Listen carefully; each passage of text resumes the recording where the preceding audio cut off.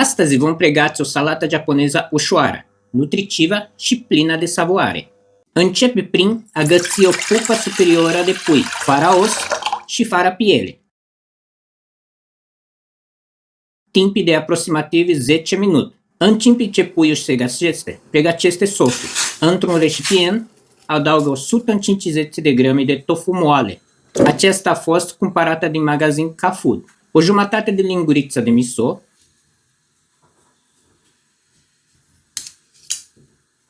doi caței de usturoi rași, o linguriță de ulei de suzan prăjit,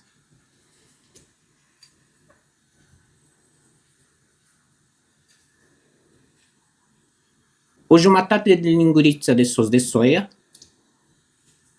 o jumătate de linguriță de gochujang, pasta de ardei iute coreană,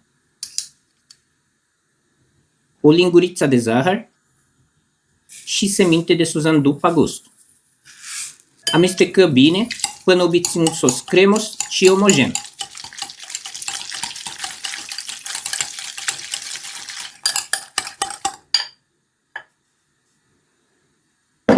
Hade un morcov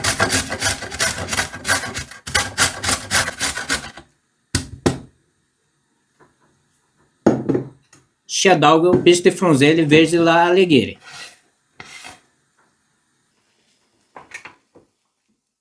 După gătire, lasă puiul să se răcească și desfă în bucăți. Apoi adaugă în salată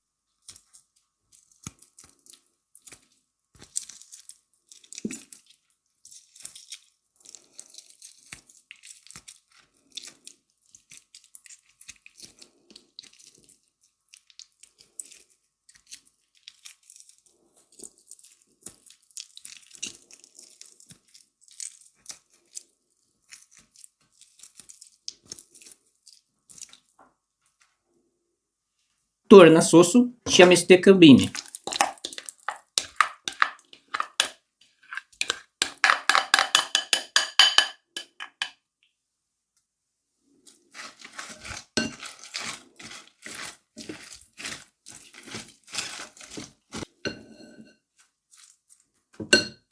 Finalizează salata cu o banană tăiată în rondele.